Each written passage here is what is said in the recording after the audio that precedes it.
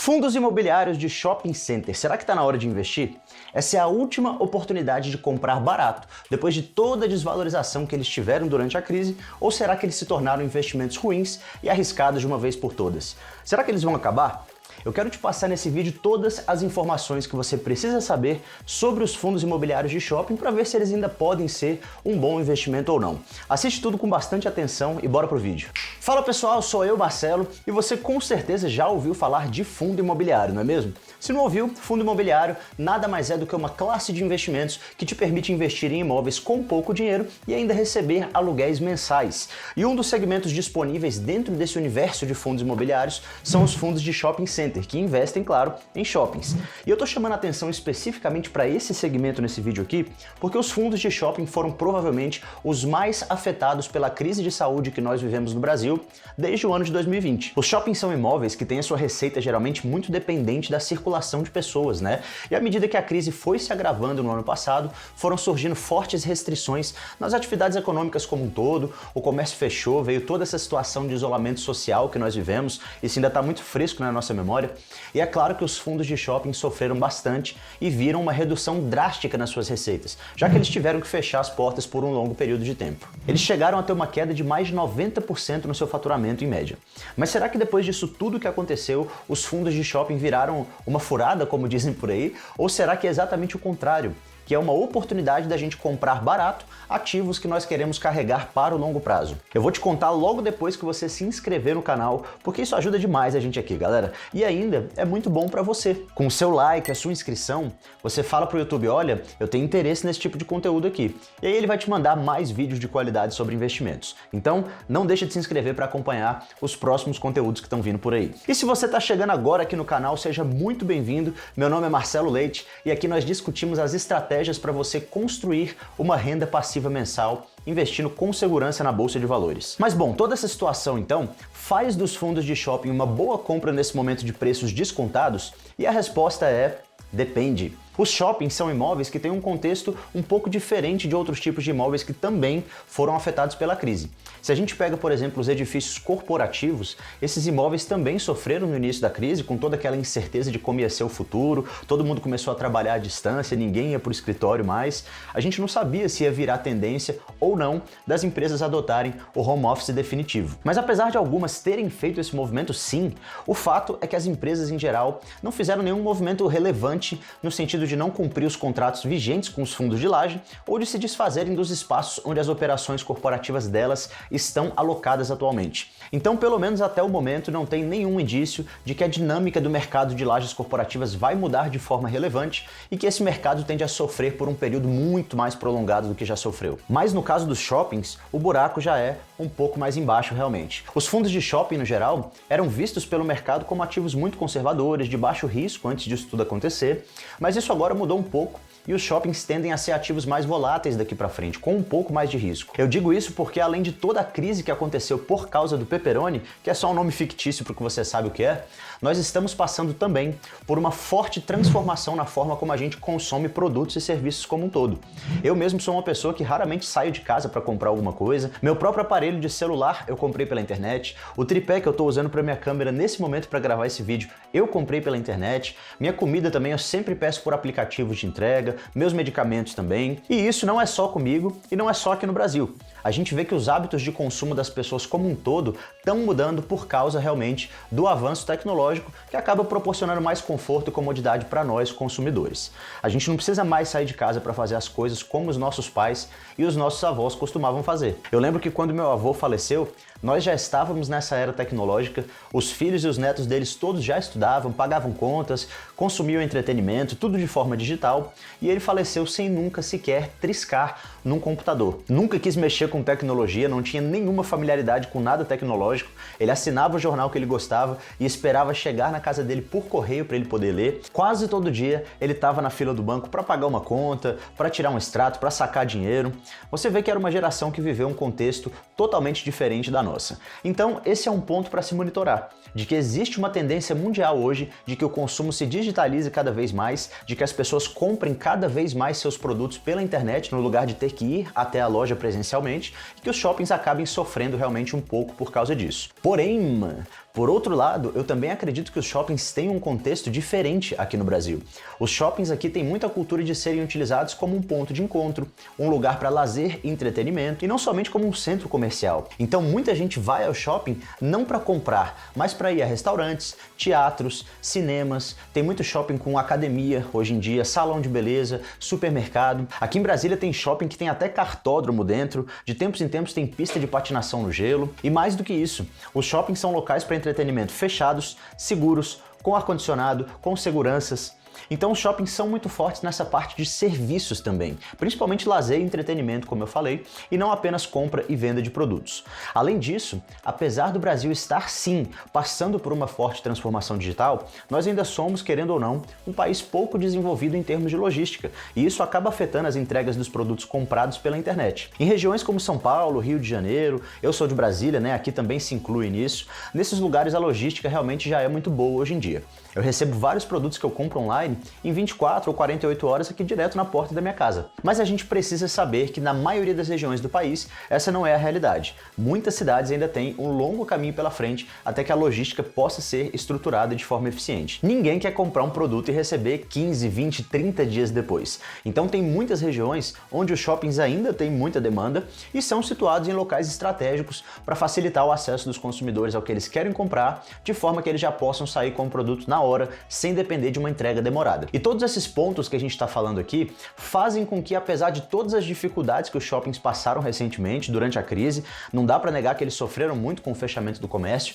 mas nós podemos dizer que eles surpreenderam positivamente durante esse período. Os shoppings sofreram bastante durante os meses de fechamento de 2020, com a reabertura parcial que aconteceu. Eles tiveram uma grande recuperação no quarto trimestre de 2020, mas a chegada da segunda onda no primeiro trimestre de 2021 trouxe novas restrições e prejudicou bastante esse segmento novamente. Então houveram sim muitos dados negativos. A inadimplência, por exemplo, é um indicador que teve complicações. Entre os meses de abril e maio desse ano, alguns fundos viram a inadimplência disparar com a segunda onda e os lojistas já não tinham mais tanto fôlego assim para aguentar mais um período de fechamento como eles tinham aguentado, né? No Mall 11, por exemplo, a inadimplência chegou na fase mais aguda em abril a mais de 20%, o que significa menos receita para o fundo e menos dinheiro no bolso dos cotistas que somos eu e você. Com a queda abrupta das receitas durante os períodos de fechamento, vários fundos tiveram que diminuir, por exemplo, a distribuição de proventos para os cotistas também. O HGBS, por exemplo, que é um fundo que sempre pagou proventos de forma muito regular,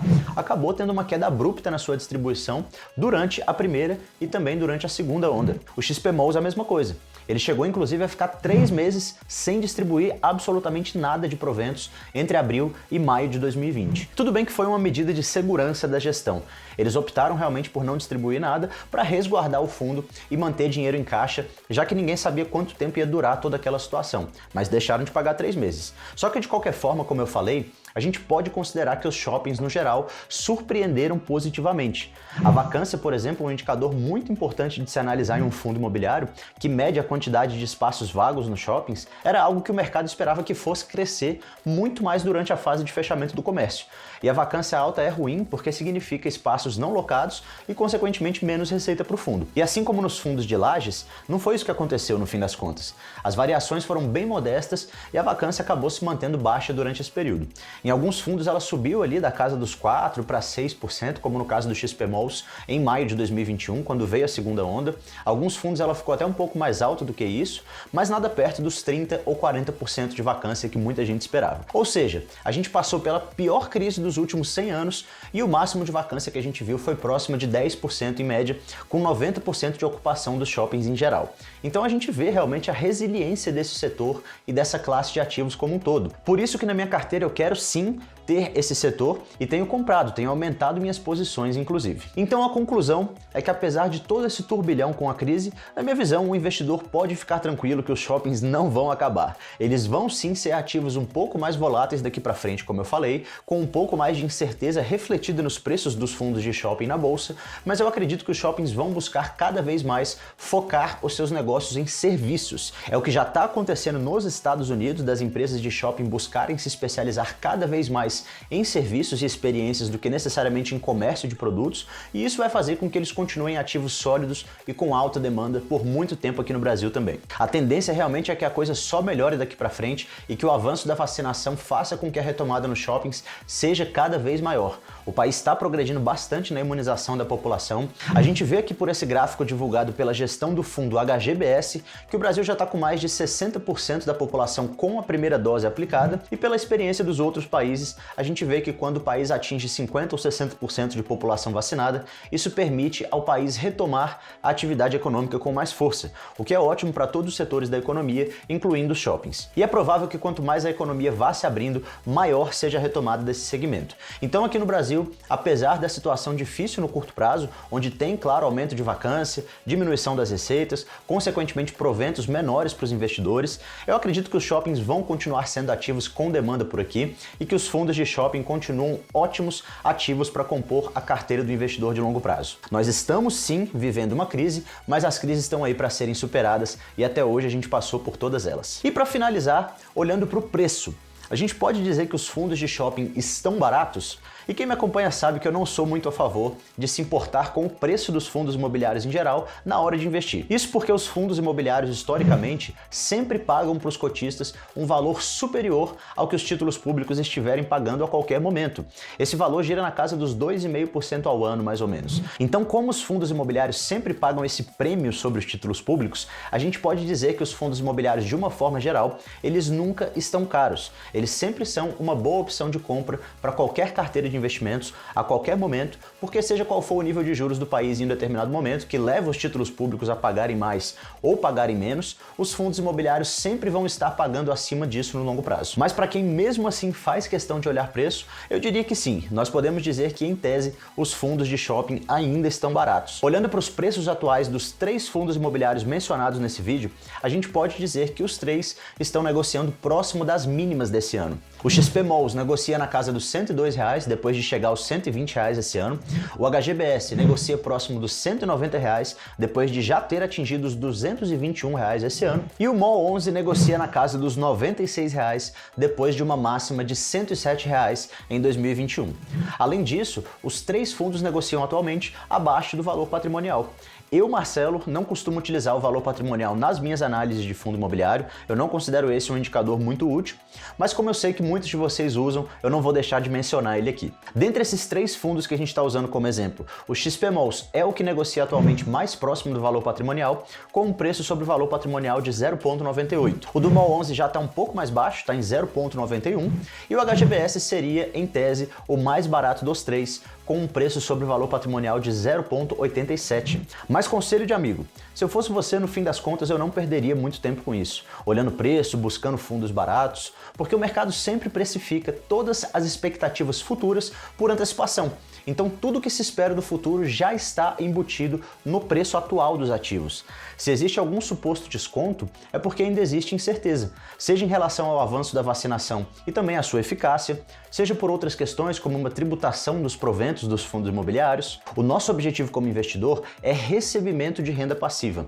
Esse é o papel dos fundos imobiliários em uma carteira de investimentos. E se eles sempre pagam um prêmio sobre as aplicações livres de risco, que são os títulos públicos, o que gera resultado para nós investidores no fim do dia não é investir em fundos imobiliários baratos, mas investir em bons fundos, com recorrência, todos os meses, estar sempre comprando mais cotas de fundos com portfólio diversificado, fundos multi, que estejam em segmentos que façam sentido para o longo prazo, e não necessariamente fundos que estejam baratos, mas que tenham capacidade de te gerar renda passiva por décadas de forma recorrente. É isso que a gente quer, e o segmento de shoppings, na minha opinião, é um desses segmentos com certeza. Então, na minha opinião, os fundos de shopping não morreram, vão continuar firmes. Eu acredito muito não só na recuperação, mas no crescimento desse segmento com a reabertura da economia. O brasileiro gosta muito realmente de shopping, de passear com a família por lá, de se encontrar com os amigos por lá. E na Bolsa Brasileira nós temos, sem dúvidas, ótimas opções de fundos de shopping para a gente investir com ativos sólidos, de excelente qualidade e que trazem segurança para o nosso dinheiro. Então é isso, espero que você tenha gostado. Se você gostou, não esquece de se inscrever e deixar seu like. Beijo no coração e até a próxima.